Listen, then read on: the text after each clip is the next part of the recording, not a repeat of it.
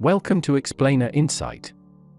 Today, I'm going to explain the movie The Power of the Dog ending explained. Now this was a movie I have been looking forward to because I knew it would have some stunning performances, not least from Jesse Plemons, who by now I will watch anything he is in. And it also featured Benedict Cumberbatch, who I am a huge fan of. Of course, way back when in his Sherlock days. Now, this movie follows two brothers whom own a pretty successful ranch, but are wildly different, with George, played by Plemons, wanting more than life.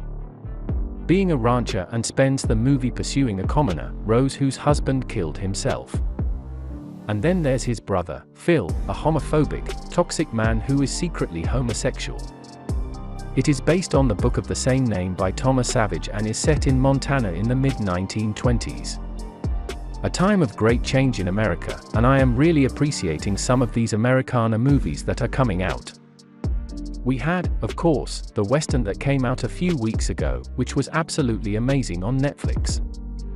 And here we have this movie, which has a sort of who done it style and mystery towards the end, and we will be talking about just who actually done it. Phill is stuck in his ways, but commands authority over the staff and the ranch as a whole.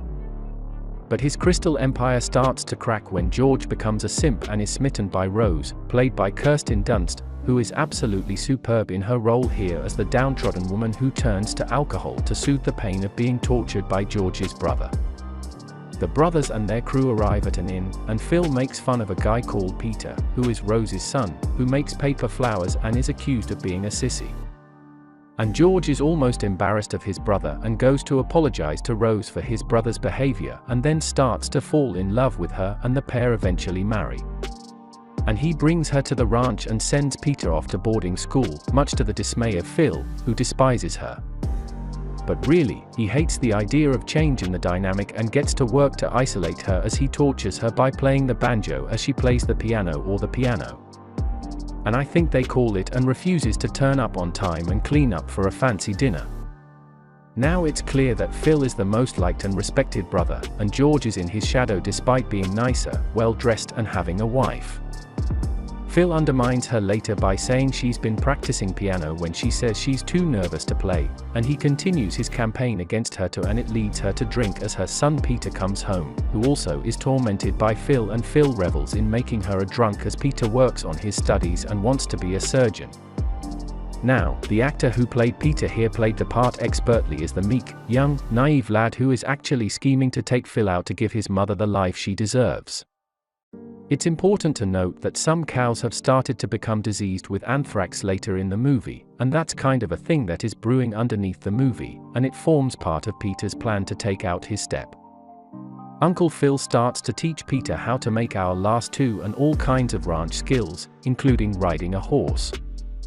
Now, initially, it looks like he does it simply to get under Rose's skin. But I do think deep down, he did want to pass on the skills he learned from their mentor, Bronco, who was kind of more than a mentor. And this came after an old guy said, "Did no one tell Peter to soak his jeans as they look baggy and stupid?" And while before that, everyone was laughing at him. I think that Phill sort of took pity on him somewhat. This leads the pair to spend a lot of time together, much to Rose's dismay, and they head out together and talk about what's up in the hills.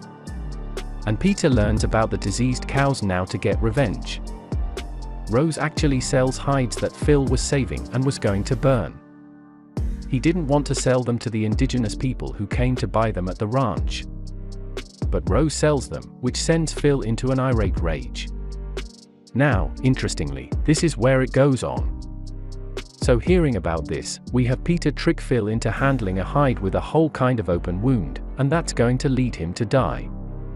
Peter, having seen Phil's porn collection, certain activities and also the handkerchief of the Bronco. It's hinted that from and Phill had more than a mentor and mentee relationship, and starts to kind of lean into that to get him to get on side. Now he actually worked on the hide, which not knowing it's disease to build a lasso for your boy, Peter. But the poisonous anthrax does get into his open wound and leads him to die. And well, George learns that his brother died from anthrax, but is confused as Phill would never touch a diseased cow. It's clear Peter, knowing Phill wanted the hide and how the open wound would get infected due to his schooling and the dodgy hide. This was his chance to off Phill. Peter was sad to see his mother drinking and berated by Phill, which led him to kill him. Now it's interesting that Peter didn't use the American West style of like a duel or something or a fight. He literally used his schooling that Phill had walked away from because he was nothing like the rugged farmhands and took him down. I love this movie. I thought it was really, really good. That was all from the video. I hope you liked it. Subscribe for more content like this and hit the like button to help us out. Also, leave a comment if you want us to explain your favorite movie. Until next time, take care.